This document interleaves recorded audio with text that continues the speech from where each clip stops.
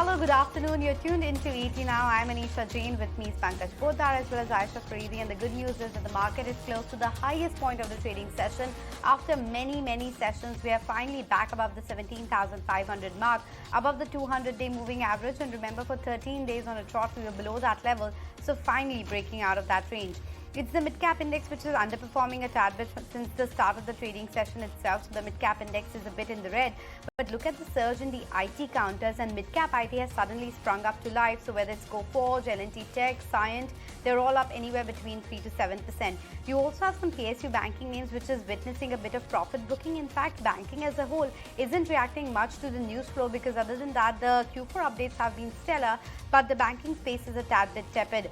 GCPL's commentary was strong, and that's the reason you are seeing a bit of a spike when it comes to the FMCG counters as well. So names like HUL, Varun Beverages, etc. is doing well. And now, of course, all eyes are on the RBI meeting, which is tomorrow. We'll get to know the outcome at 10 a.m. tomorrow. And then, of course, the weekly options expiry will play out in the second half of the trading session.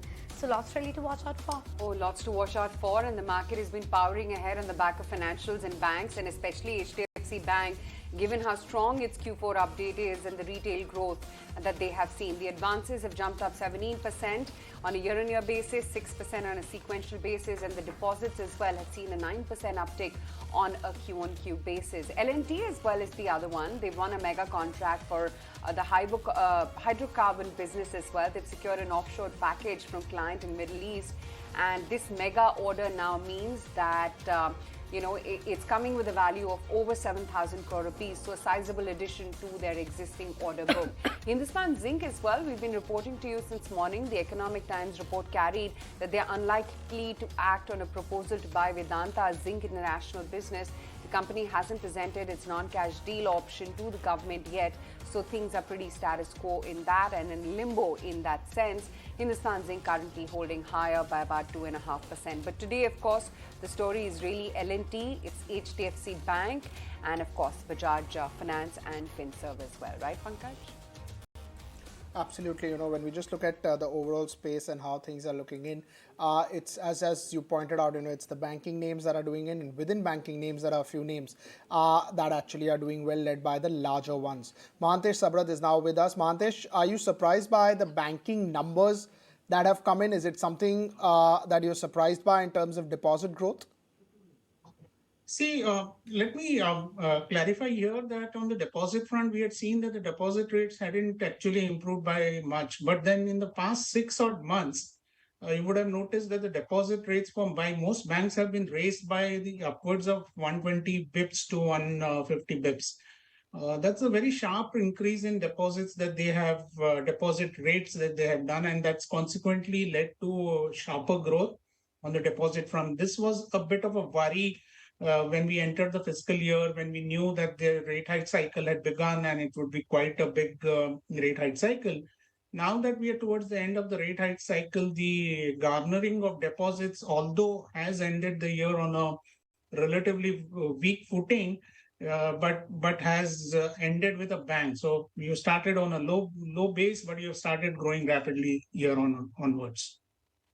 Okay, Mahantesh, stay with us. Lots more to talk about. But with the new financial year well underway, it is time to tell you how the top stocks and sectors that analysts are betting on for FY24 and what's the list looking like. Sharad, in fact, is here with that list. Sharad? Well, yes, now we are in the new financial year and you'll be expecting which are the stocks which will be giving you the highest return potential. Now, we have taken this list from Bloomberg across the analyst bet, and now for the Nifty index, we see two companies from the SBI group are there in the list of almost 37 to 40% return potential coming in.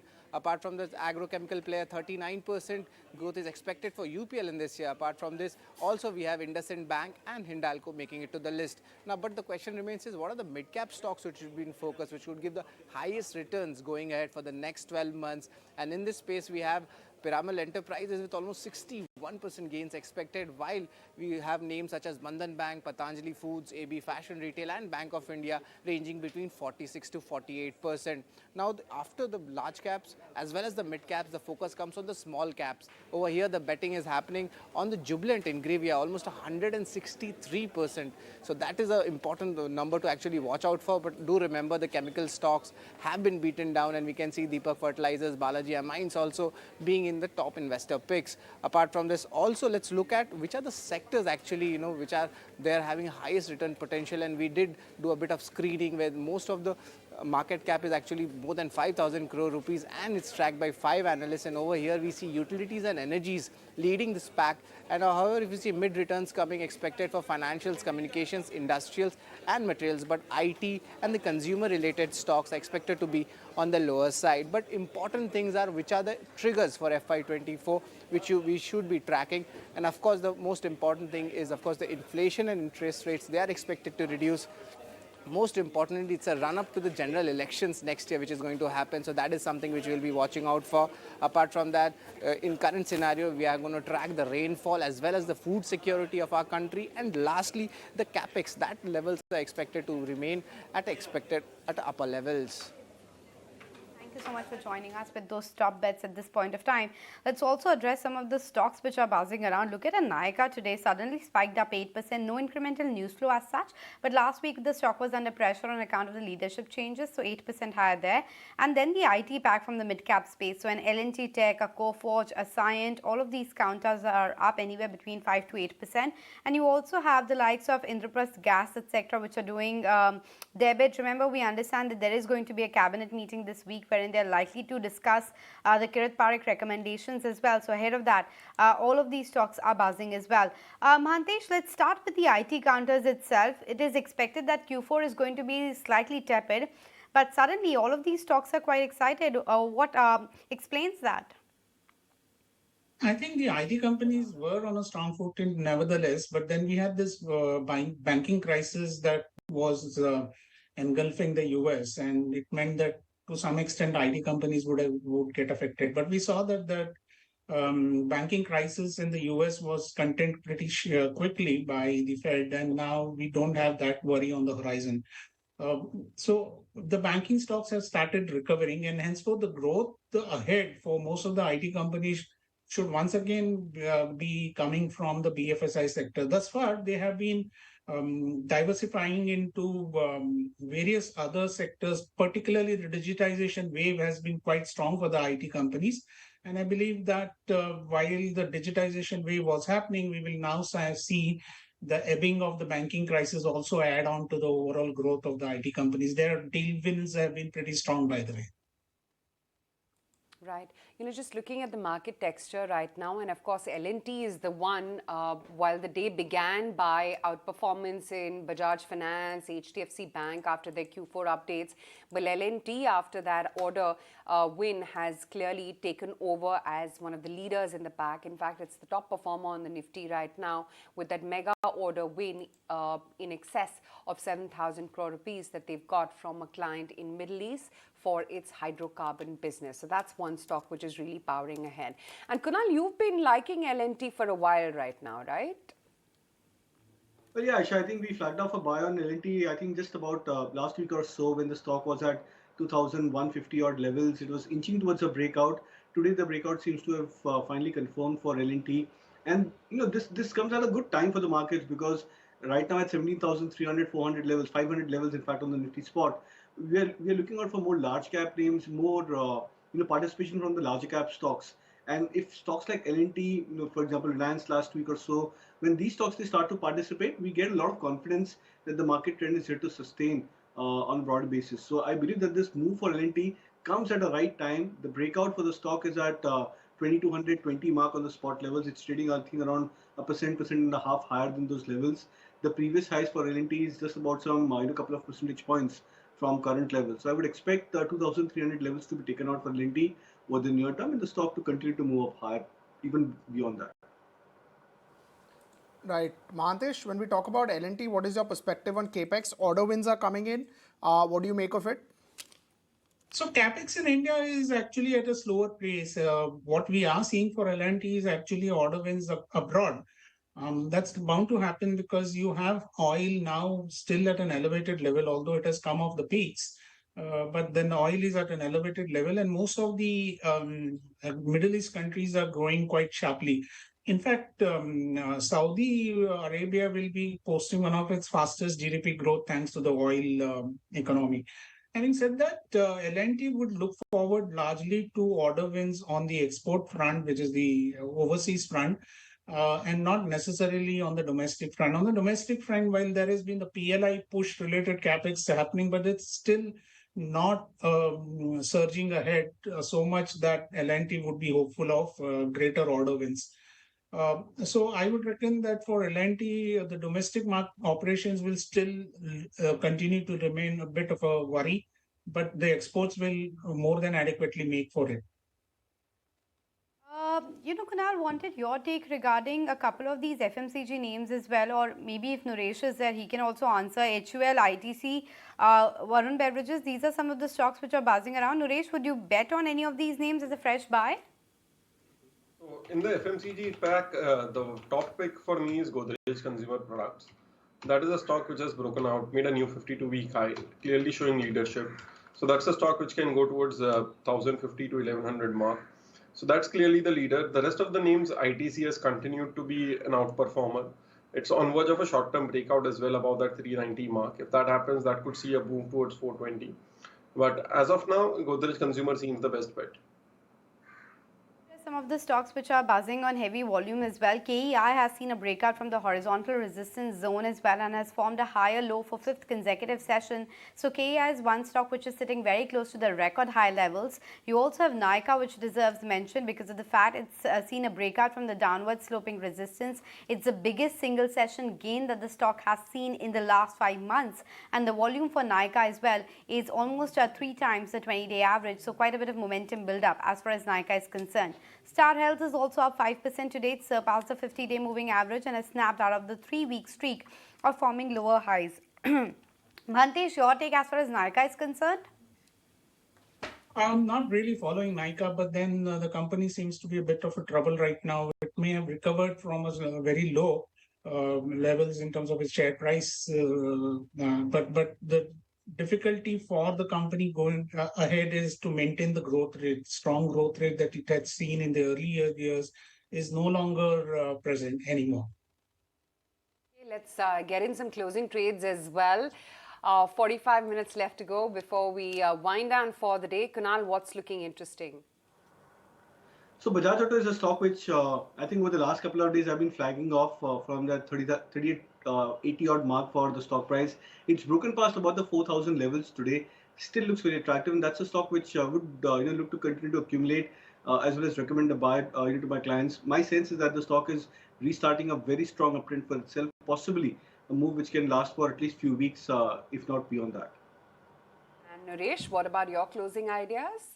So that would be a buy on Mahanagar Gas. The stock earlier gave a breakout about 910, 920 levels, went up to 1000. Yesterday, the stock saw a retest of that 920 mark and has started reversing. The trend seems pretty strong here after the retest, a good recovery today. Expecting it to again cross about 1000 levels. Let's take a very quick break on that note with news that the market breadth as well has inched up higher, although it has to be said that it is the benchmark indexes which are leading today.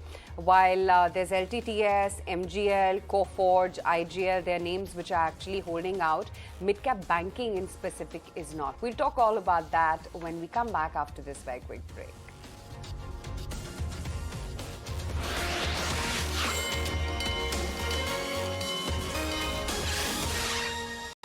points higher for the Nifty, 17,500. Kunal, I know time and again we have spoken about Nifty, how it is moving, but 4 days of continuous strength, what does it tell you now? Well, I think it tells that the markets are moving up higher. There's a good demand which has originated for the index. 16,800 we indicated earlier, is acting as a good support or a base or more of a turning point, if I can use that word. And that support is now risen up higher to 17,200 on the Nifty. In fact, one of the data points which I was highlighting in the morning, that on closing basis on Monday, there was a very sharp reduction of open interest on the bank Nifty futures. And if you look at today's price performance, the Bank Nifty is significantly underperforming the Nifty. Now that itself tells you that there's been a major long unwinding of the Bank Nifty futures, and if we continue to see that phenomena for the Bank Nifty, say by today end, on closing basis, then we can expect that the markets could probably have gotten to a zone where the Bank Nifty may underperform and the Nifty may outperform. So would have a bullish bias as of now on the indices, but then till the time the supports are moving up higher, it's an index trend which one needs to ride up higher. 17,200 would be a base or a support for the Nifty, and closer to 39,500, 40,000 on the Bank Nifty would remain as a major support. Suresh, which is the stock from the mid-cap IT space that looks the strongest to you, and also a word on Nykaa? So in terms of mid-cap IT space, I'll go with LTI Mindtree. That is a stock which is trying to make a short-term breakout move. So that's a stock above that 4,800 mark, gives us a target price of quickly towards 5,200 to 5,400. Then the rest of the names, say some of the names have already done quite well. But on dips, I would be watching out for the Sonata software, which has done really well over the last 6 months. So that is one stock which I watch out for. But LTI Mindtree looks the most interesting one. Nykaa is a tough one to call because it is still away from the consolidation period. It is still making low tops and low bottoms in a big way. Unlike what happened with a PB Fintech or a Paytm or a Zomato, where they've gone through a 6 to 12 month correction, this has yet not gone to a sideways phase. So it's still making new lows. The last low for the stock was in January around 120, and yesterday we made a low around 121 levels. So it needs to spend this time, make a range of 120 to 160 before we start looking at it. So as of now, too early to call a bottom here. Mahantesh, your take as far as the pharma sector is concerned, and how should one play it? Are there any names that really stand out to you? See, pharma has been a lackluster kind of sector for the past several years now. There are nothing in terms of growth outlook ahead. The earlier growth triggers which existed in the form of patent expiries and so on and so forth is no longer there. Now they have to be dependent on the domestic pharma growth to a large extent. US market has in a way seen a huge erosion for them, primarily on the pricing front, and unless they transform their business from a generic focus to now branded kind of drugs, it's going to be very difficult for pharma sector to grow. But then in this process, the branding process is something that is now being done in earnest by such companies as Sun Pharma. So one should look forward to how those outcomes start coming out in the future. But Sun Pharma should look promising. Okay, that's the take coming in on some of the pharmaceutical names. By the way, Nazara Tech has bought a 51% stake in Singapore live media company called Branded. We'll try and get you more details on this. What's been the price consideration for this particular acquisition, and what exactly does Branded bring on the table for Nazara? We've got Bank of Maharashtra advances, or rather Q4 updates as well coming in, and they've seen a 29.5% kind of uptick in their advances growth. The other numbers will just flash for you on your screens right now. But stark underperformance on the other hand from an RBL, from a City Union Bank, from a federal bank, which is languishing by about almost 4% I'm not quite sure whether the Q4 update for federal bank has come in, Pankaj. Right, it's come in. It has come in, Okay. and there was a 6%, there was 3% QOQ growth on both the sides of the balance sheet, and I think that is something which the street was a little upset about. But I think the focus is now going towards the larger banks, where names like HDFCs and others are doing, and names like City Union, Federal, probably Karnataka Bank, which came on Monday, are actually seeing a little bit of impact of their size. I think CASA ratio was something which the street was disappointed about. I think when it comes to Federal Bank, not really sure, we'll have to look for more details. But just completing the point on Nazara, wherein they are made the acquisition at a value of $1.3 million US. It's going to be paid in cash. Branded, of course, is engaged in the gaming and sport business in Singapore as well, and the acquisition is going to be funded through internal accruals and the cash reserve which have been created by way of equity infusion by one of the holding companies as well. So that's the latest coming in on Nazara, holding up with a gain of around 5% as well. But in terms of the other stocks which are buzzing around, you have IT, of course, you have FMCG, which is doing well, while the PSU banking names are on the back foot. Mahantesh, your take as far as the PSU banking rally is concerned, do you think the best is over, or still there's a long way to go when it comes to the banking names? See, the PSU banking companies will continue to lag because we have seen last year the banks were affected by the poor deposit growth. Then they've rapidly raised their deposit rates to garner in the race to garner more deposits. But then this is where the PSU banks will lack that pace the private sector banks typically bring in. And now we are entering a phase where, because of the higher deposit rates relative to the lending rates, the NIM compression effect will start coming out. The NIM compression effect will be first seen among the PSU banks before it starts getting seen in the private sector banks. Plus, we also now are seeing a situation where the deposit rate growth will outpace the credit growth. In such a situation, the banking business cycle growth is now turning from a virtuous cycle downwards and likely to contract. So the situation ahead for the banks is going to be pretty tough. When I say ahead, it is 6 months down the line. Unless we see the rate pause really being announced by RBI, there is little respite that can be seen for the banks, particularly the public sector banks that we're talking about. It's great to have you on the show today. Glad that you could take time out and speak with us. So we let you go on that note. In the meantime, let's just mark some of the other winners there. It's quite interesting that midcap IT is seeing the bounce the way it is. And, this comes just a day after, or a trading day after, that you had that massive, downgrade coming in for KPIT Technologies when the stock was around its 52-week high. And you saw the price action on KPIT Technologies. Today, you've got two other mid-cap IT majors holding out just on the cusp of IT earnings, which are going to kickstart very soon. Coforge holding up 4.5% as we speak right now. LTTS as well up 3.5%. Naresh, is mid-cap IT to be bought? In fact, for that matter, even large-cap IT, do you think that the best is now, or rather worst is behind us? So one has to be selective across the board. So for example, right now LTIMindtree is breaking out, so that looks interesting. That could be a stock which could go towards 5,200, 5,400. Then there is HCL Tech, which is trying to make that move. That could be another stock that looks interesting. At the same time, we're not seeing that sort of a strong recovery in Infosys, although it has come back to the same support areas of 1,400. Same is the case with a Wipro, which has not been seeing a lot of recovery in a strong way. So got to play the strength out here, and that is where I would go with LTIMindtree as the top pick, and the second would be HCL Tech. Okay, hold on to that thought. Lots more to talk about after this very quick break. But here's Neeraj Diwan telling us why he's betting big on KRBL. Yeah, the stock I want to recommend today is KRBL. So they are one of the largest rice millers and basmati rice exporters. So recently, we've seen a good build-up in inventory. The company procured 47% more paddy this year, and even the price has gone up by 15%.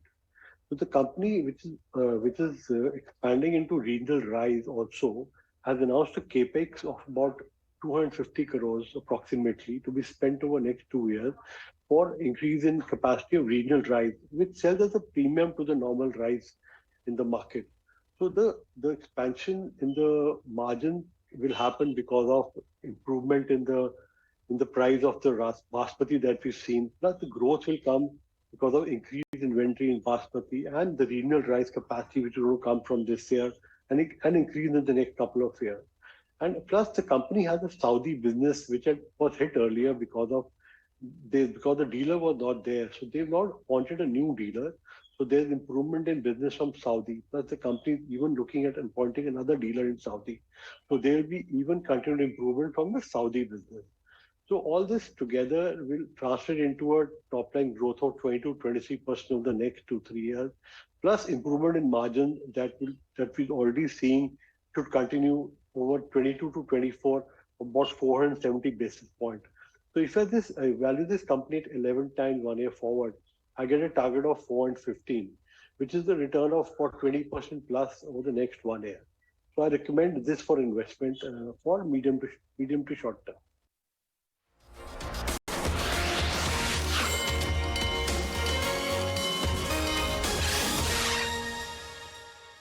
Well, building on to gain 17,550 is where we are at. It continues to be the IT space as well as FMCG which is powering ahead. But in terms of specific stock action, Tata Investments, Nykaa, Jindal Saw, LG Equipments, GHCL, these are some of the names which are perking up in the last 2 minutes, while the Adani group of companies are down and out, anywhere between 4 to 5%. And then you also have Ashok Leyland, which is on the back foot, 5% lower. And Medanta has been on the back foot for the last couple of trading sessions. Global Health is the counter, Medanta, which is down about 4 to 5% as well. But let's talk about what's happening in the real estate sector, because rents in India's technology hub, Bengaluru, have nearly doubled since the start of last year, making it the country's hottest residential market. Vamakshi is joining us with more details on this story. Hi, Vamakshi. Well, India's Silicon Valley, Bangalore, is in focus recently on the back of its rising rentals. Rentals in the city have nearly doubled over the last since the start of the last year, and in fact, the market has now become the country's hottest residential market as we speak. Landlords are seen charging the highest proportion of their property as rent. Now, when we look at the supply that came into Bangalore, that has actually not been as expected. We did see that the construction halted during the pandemic, but in terms of the additions that came in, that were not as good. Now, when we look at the quarter 1 of this year itself, Bangalore added only 13,560 residential units, which is an uptick of nearly 3% on a year-on-year basis. Now, this is a rather muted addition to the supply that has come in when we compare it to a city like Mumbai, where we saw that launches actually saw a jump of nearly 55%. Now, we are seeing that the rentals in the city are going up. One is, of course, on account of the lackluster launches that have taken place over the past year, but Bengaluru also happens to be home to nearly 1.5 million workers. Now, these workers are in turn employed at companies such as Google, Amazon, Goldman Sachs, Accenture, and the like. And that population actually was displaced during the pandemic. We saw them returning to their hometowns, and as a result, we saw that the rentals saw a dip. But Bangalore's economy and private sector is now stirring and is back to life, and landlords are actually looking to recoup lost revenue and find themselves in a seller's market. And not just Bangalore, when you look at other Indian cities as well, they're seeing a very good rise in the rental yields. They're seeing a very good rebound. Bangalore itself saw its rental yields rebound from 3.4% to 3.9% in 2022. We also have Mumbai, Gurgaon, New Delhi, as well as Pune seeing an uptick in the yields. Apart from that, when we look at some South India-based developers, they are expected to benefit on account of this news flow, because in quarter 1, we did see that Bangalore home sales stood at 15,660 units, which is an uptick of 16% on a year-on-year basis. And Bangalore, as we highlighted earlier, has become the top Indian city with a yield of 3.9% in terms of rental yield. Rising rentals are also expected to incentivize home purchases. So again, we could see a good momentum coming in terms of the housing sales that come in for the city of Bangalore. Now, what companies are expected to benefit? Well, we will see Sobha, Brigade, Prestige, Godrej Properties, Mahindra Life Sciences, as well as Arvind Smart Spaces in focus on the back of this news flow. Right, we leave it at that. Thanks very much for highlighting that, Vamakshi. Sudeep Bandyopadhyay as well in the show with us. Sudeep, hi, afternoon. Welcome to the show. We were just chatting about and looking at data points as to how the rentals in Bangalore are actually now picking up. But wanted to understand, would you spread yourself within the realty pack beyond the ones which are sitting on extremely low debt on their balance sheets?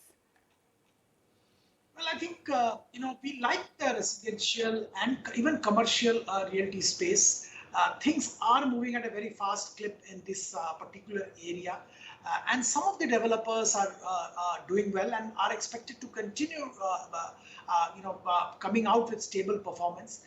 As far as the balance sheets of some of these companies are concerned, they are, they have cleaned up and they have a lot of credibility back in the balance sheets. So we do like some of the real estate companies. As far as a long-term pick is concerned, we do like Godrej Properties, and I think even DLF is something which we like. Now, this is, apart from what we have been discussing as far as, South, particularly Bangalore-based developers. So as far as Bangalore developers are concerned, at least Shobha does look good at current levels. Okay, that's the take coming in on realty. Kunal, let's get your sense in on also the charts when it comes to the realty pack, be it a macro tech, given the breakout that you had on the stock just last week, or for that matter, the all-time favorite DLF. Well, yeah, DLF is one of the stock which looks attractive. I think that stock has done reasonably well. So I think we were discussing this last week as well. At 355 approximately for DLF, that stock has moved up by few percentage points. Anantaraj Industries was the other stock which I had flagged off, and that's a very attractive chart. I think that stock has done reasonably well. It's moved up some 15 to 17% in the last 4 to 5 trading sessions from 116.17 when we last discussed off to almost 132.3 where the stock is trading right now. That looks a bit more attractive even at current levels. My expectation is that the stock would probably scale past the levels of 140, 145 over the very near term. So there are a lot of stocks from the real estate pack which have either shown a lot of resilience, or these stocks have shown a lot of recovery from their previous 1 week or maybe 1 month lows for themselves. So my belief is that it makes a lot of sense to go into the space. One can look out for DLF even at current levels. My expectation is 400 as a broader target for the stock price. Anantaraj Industries, I would still be bullish for maybe another 5 to 8% at least from current levels. Okay, while the updates from Q4 for a lot of these banking and financial names has been quite strong, you can't say the same about the defense companies, because yesterday you had the numbers coming in from HAL which were a tad bit tepid versus expectation. BEL also did not manage to enthuse the street. And then today, of course, Bharat Dynamics, which has reported a decline in their revenue as far as FY23 is concerned. Sudeep, your take, defense stocks had seen a lot of buying and a lot of interest from retail as well as institutional clients, but they still fail to deliver on numbers. Well, I think one lesson all of us need to take is that defense is a long-term play. It is not something which will start producing results overnight. A submarine takes a certain amount of time to be manufactured. So while when a company gets an order for submarines, there is excitement in the market. But if you expect to see the reflection of that in the revenue in the next quarter or the quarter after, I think that is a wrong expectation. So we have to all understand that and appropriately kind of tone down our excitement. Undoubtedly, this is a great space to be in at this stage of development in India. The defense make in India is real. The government is committed to that, and there are significant order flows to companies like HAL, BEL, Bharat Dynamics. They will do definitely very well over a longer time period. But if you have to look at their performance on every quarter, it may not be evenly balanced, and that we have to live with. So I always recommend buy in BEL, HAL, and even Bharat Dynamics to investors who have, let's say, 1 year plus time horizon in mind. If you are looking at a quarterly, pop, this may not be the sector now, considering the valuations have moved up already from where it was, let's say, a year back. Also take a look at what's happening with Cyient, because that stock is up since the start of the trading session itself. There's an incremental news flow which talks about the fact that SEBI has actually cleared the DRHP of Cyient DLM for 740 crore issue. Of course, it was known in January itself when the company had talked about that they're looking at IPO of the DLM vertical. So not completely a surprise coming in, but given the fact that they own 100% stake, and now in the con call yesterday they did point out that the IPO is expected to happen over the next few months itself. Maybe the street has started pricing that in as well. Let's listen into the management take coming in as to what they are expecting for the manufacturing vertical of Cyient. You may have seen the press release. The Cyient board approved and made a set of appointments to the board, to the management team, which I think are quite important to support our growth trajectory and also to enable the opportunities that we're seeing going forward. Firstly, as you know, we are also in the process of launching an IPO for our business Cyient DLM, which is the manufacturing part of Cyient. So to facilitate that, the first decision that was made late last year was to ensure that we have independent management teams running both organizations, that is Cyient DLM and Cyient. While the IPO might take another few months to finally come to bear, We've already started the process of running both businesses independently as of the 1st of April and have an independent management structure. Right. Sudeep, you've been tracking the IT pack as well pretty closely, right? Does it seem like the worst could be behind us? You do see some sporadic moves, especially in the mid-cap IT space.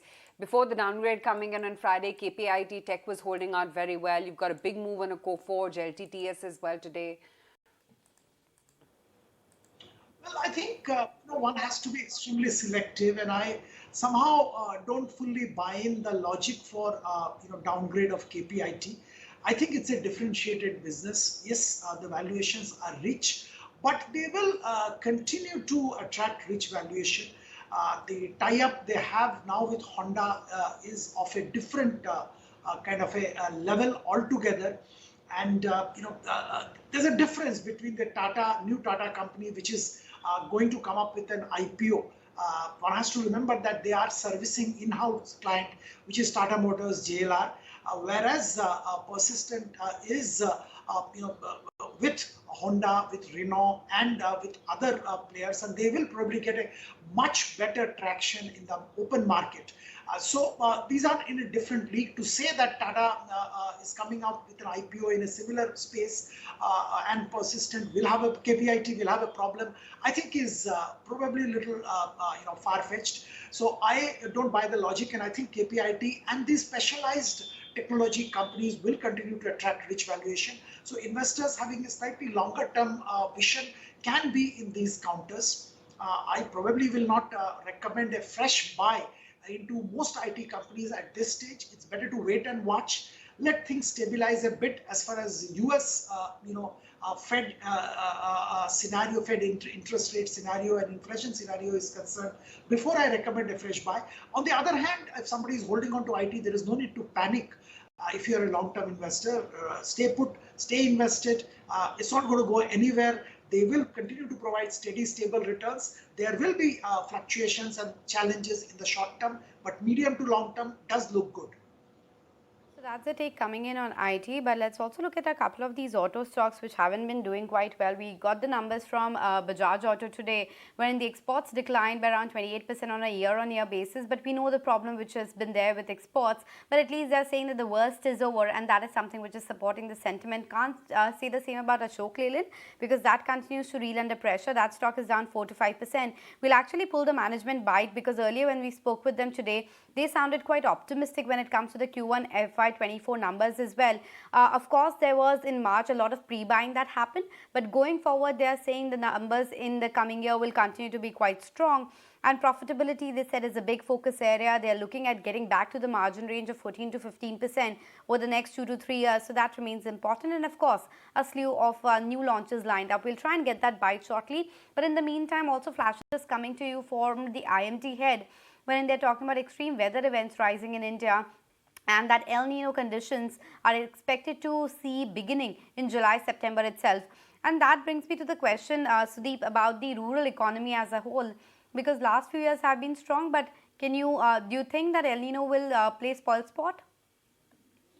Well, unfortunately, it can. We have to be a little careful. There are a couple of things I'd like to point out here. One is somehow it seems that rural demand is still not back where it was, let's say, 1 year back. There are some challenges, and when we heard the management commentary of FMCG companies last quarter, it was very clear that there are challenges in rural demand. We see the commentary of the two-wheeler companies, and it's apparent that there is a little bit of challenge on demand. So we have to be careful. Under the circumstances, if El Nino and vagaries of weather does affect the progress of monsoon, because I'm assuming that by July monsoon will be there, and the only progress and spread of monsoon may get affected by El Nino factors. That will not augur well for agricultural production, and that may lead to further dampening of rural demand.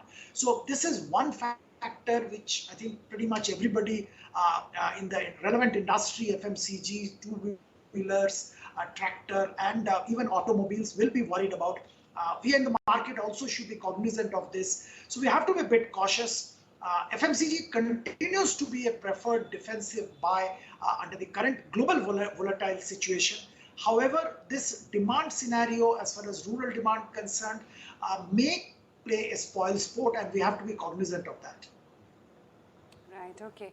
That's the take coming in on where the FMCG pack may be headed. Kunal, like we were observing just last week, or I think on Monday, when you did make the point that some of the best performers of FY23 have been some of the FMCG names, right? I mean, Britannia, ITC, even Abata for that matter. Do you think that same kind of strength will continue for this fiscal? Well, history's never been in favor, Aisha, that a sector which has actually done reasonably well could continue to charm the market, even going forward. There's bound to be those chops and churns as well as changes which is bound to happen into those sectors as well as within the sectors as well. So ITC, HUL, Britannia, these three were, the best names which I think had done reasonably well in the last, 1 year fiscal year comparison.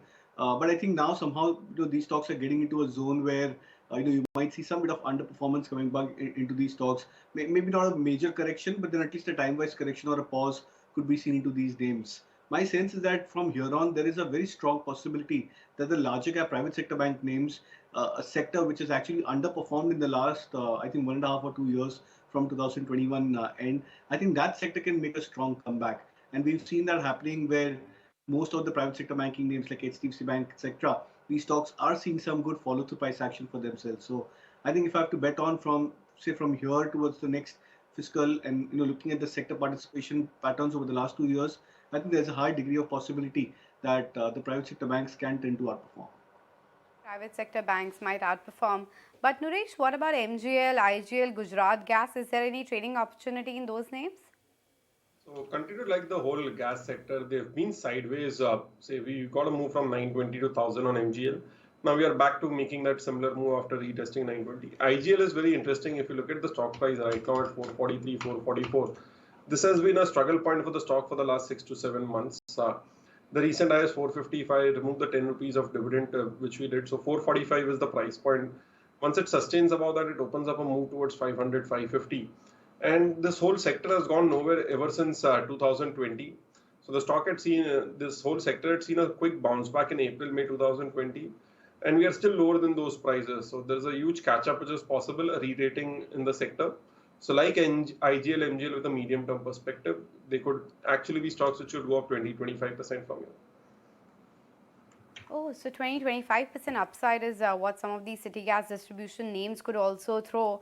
But Sudeep, a take when it comes to the metal space, because we got the update from Vedanta as well as Hindustan Zinc was the news on account of this entire takeover, whether it will happen or not when it comes to Vedanta's business or not. What's your take as far as the fundamentals of the sector are concerned? Well, as far as specifically Vedanta, the challenges as far as this XZL transaction and their debt at a global level continues. But by and large, if we have to talk about metal sector, I would only advise investors that this is an extremely volatile sector, and one has to remember that while entering this sector. And I'll explain in a minute. I think the Chinese demand scenario is still a question mark. And one must remember that the global metal prices to a great extent depend on what's happening in China, because China is the largest consumer by far of most metals which are relevant. And China definitely wishes to stimulate its economy, but our belief is that this time the China's push will be towards other sectors, not construction and infrastructure. And if you recollect, construction infrastructure, which requires maximum amount of metals, and we suspect that the demand for metals will not reach the levels we had seen earlier from China, and this will lead to metal prices remaining soft and under pressure for a considerable period of time in the near future.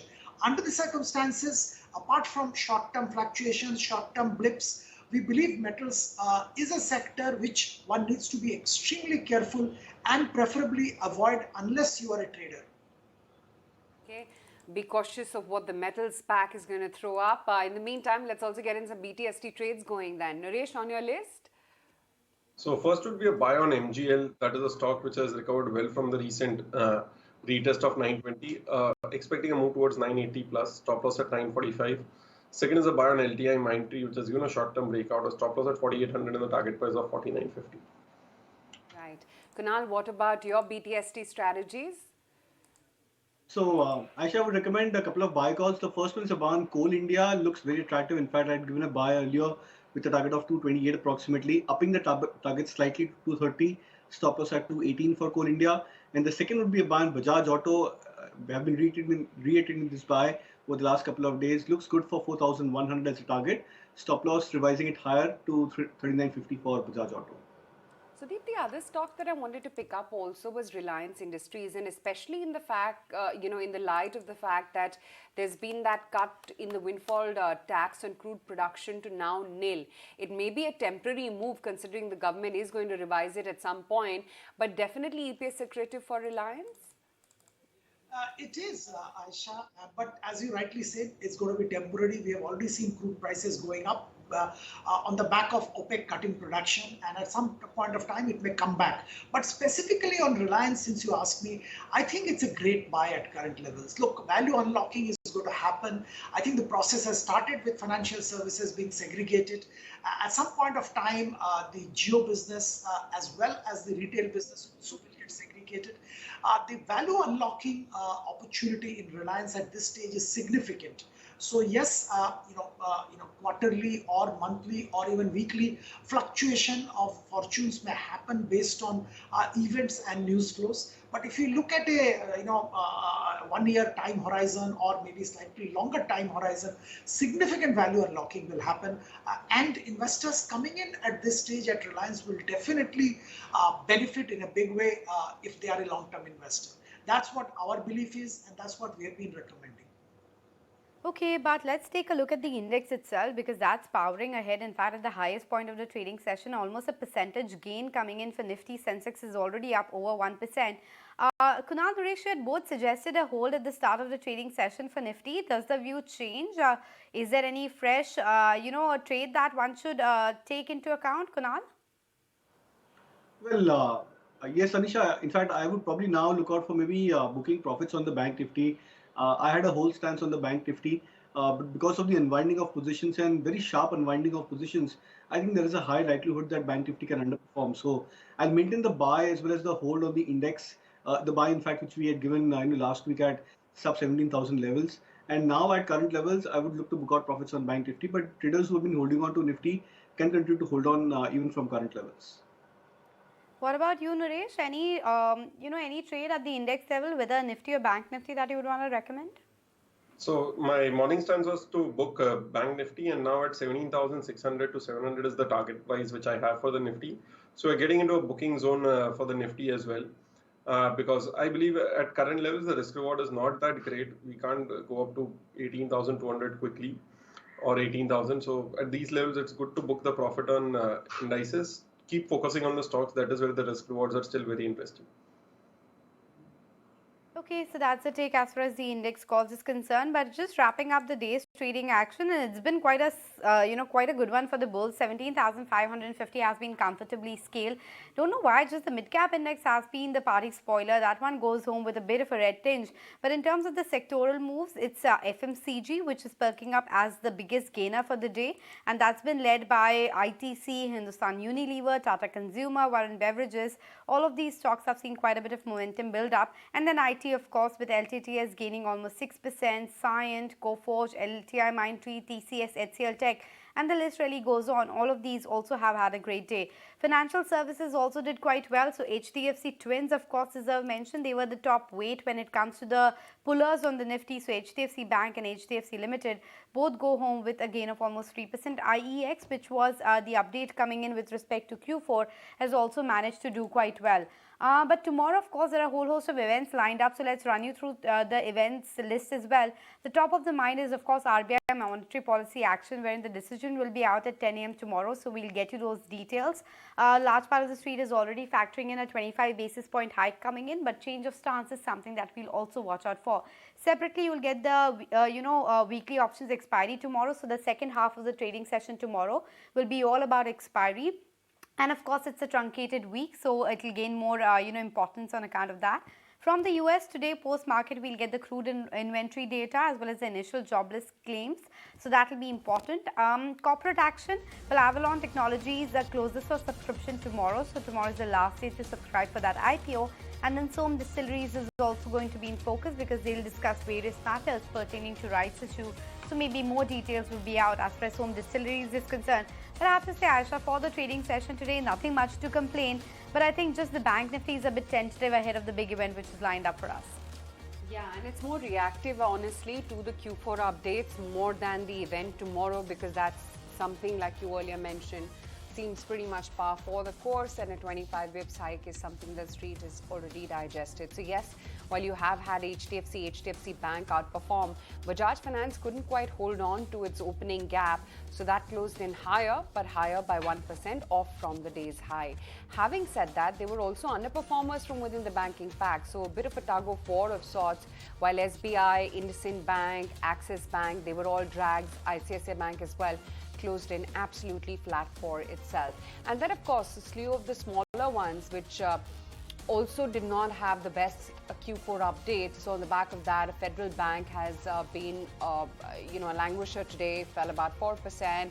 City Union Bank, RBL as well, dragged lower in today's trading session. That said, L&T, of course, powered ahead. So did ITC, so did TCS. Those were the big contributors. And Reliance is closed in absolutely flat for itself. Although it started off in the positive. It's really been a mid-cap IT and some of the gas producers which have actually held out well. So IGL, MGL, both those stocks up in the green. Coforge and LTTS are the ones which have powered ahead from within the broader end of the market, mid-cap IT space. But sectorally, it's really been realty all the way. So be it an Indian DLF, which managed to hold out by about 1.5%. Oberoi Realty saw a solid 2% move. There was Godrej Properties as well, which is closed in higher by about almost 1% in trade. So yes, realty has been a pack which held out quite smartly. But the index now comfortably above the 17,550 print. So we're going to wind it up right here then in this edition of Closing Trades, and we'll see you with the market action tomorrow morning at 8 a.m.